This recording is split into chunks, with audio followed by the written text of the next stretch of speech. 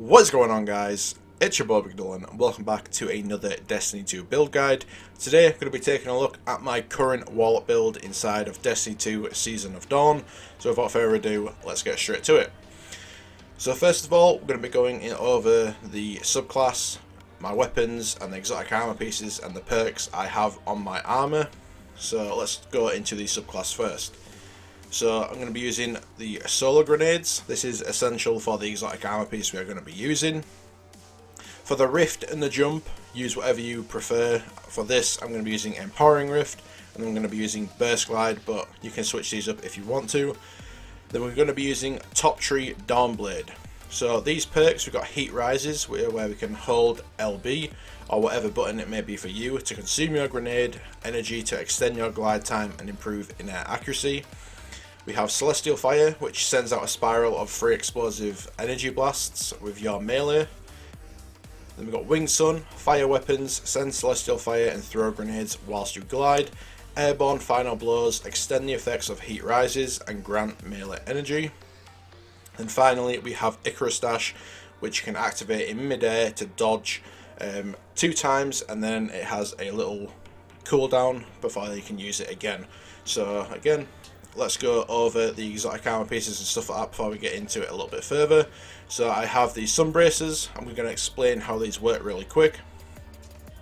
So these increases the duration of your solar grenades, and solar melee kills grant unlimited solar grenade energy for a brief time. So the general gist of the build is you get a kill with your melee, then you throw unlimited grenades for 5 seconds, and then hopefully you will have your next melee back by the time that buff runs out, so then you can get another kill with your next melee, throw another 5 grenades, rinse repeat, and it's extremely fun to use. Now going over the perks in the subclass a little bit more within the actual DAWNBLADE skill tree that we're using.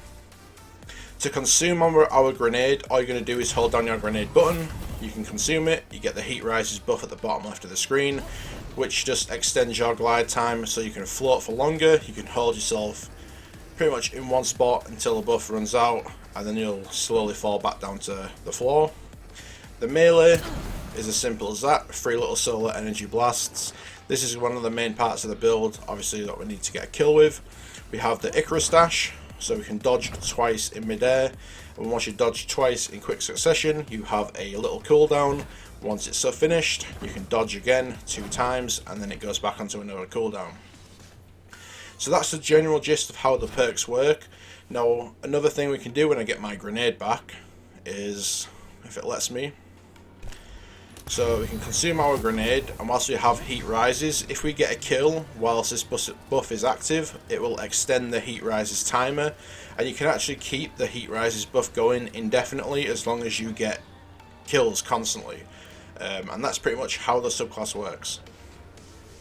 Now, next thing, we're going to be going into the actual perks and the weapons on my armor, or should I say the mods on my armor a little bit more.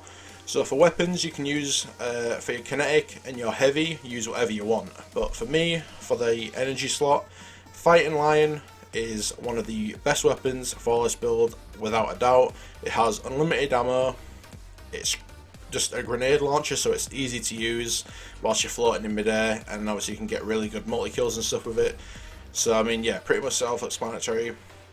So if I'm trying to find the perk here, so yeah, direct hits do more damage to enemy combatant shields, rapid kills against grenade damage enemies refill the magazine, and kills always drop primary ammo, so you never run out of ammo for this weapon. It's ridiculous, it's one of my favourite weapons in the game currently, and it pairs really well with this build, as you'll see in the gameplay in a second. So next thing is going into the mods on my actual armor. I'm going to explain why I have certain mods on certain armor pieces. So on my helmet, I've got grenade launcher ammo finder. That is mainly because, again, I want to constantly be getting grenade launcher ammo, because sometimes I like to run the mountaintop, the Fighting Lion and the Outrageous Fortune, so it's just really good to have all 3.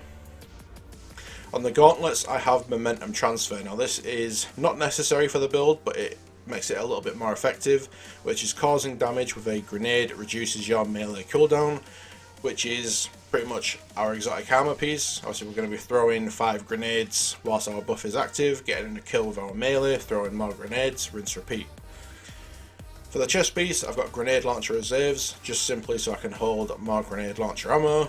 For the boots, grenade launcher scavenger, and for the mod I've got enhanced ashes to assets twice. Now you don't have to run it twice if you don't want to. I don't know if it works if you double stack it, but at least have one on so you can get more super energy for every grenade kill you get, so you can get as many supers as possible.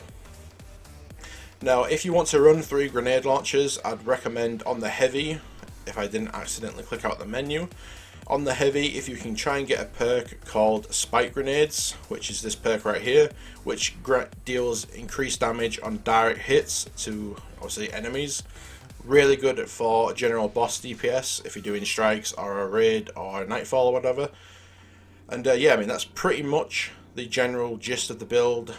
I've gone over how this subclass works, the weapons I'm using, and the actual mods in the armor.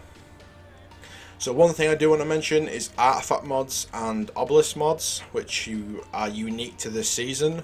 Now for the purpose of this video, I am not going to be including them in the build, because I don't want them, you know, so once this season ends, those mods will disappear and nobody will be able to get those mods ever again. So I don't want the build to be less effective once this season has finished. But I'll explain a couple of the mods in this season if you do have them. So Solar Plexus increases the damage of your solar melee abilities, and you gain super energy from performing finishes with a solar subclass equipped.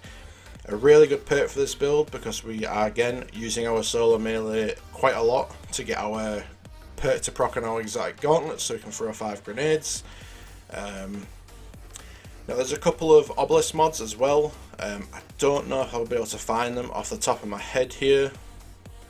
I can't remember what armor pieces they're on as well. I should have prepared for it a little bit better. But there's a certain mod somewhere where when you get a kill with like a grenade launcher or a rocket launcher, it gives you the empowered with light buff or something this season. But again, I'm not going to be going over that because again, I don't want it to be involved in the build. So without further ado, we're just going to go into some gameplay. Hope you enjoy the build. Thank you so much for watching as always, and yeah guys, peace.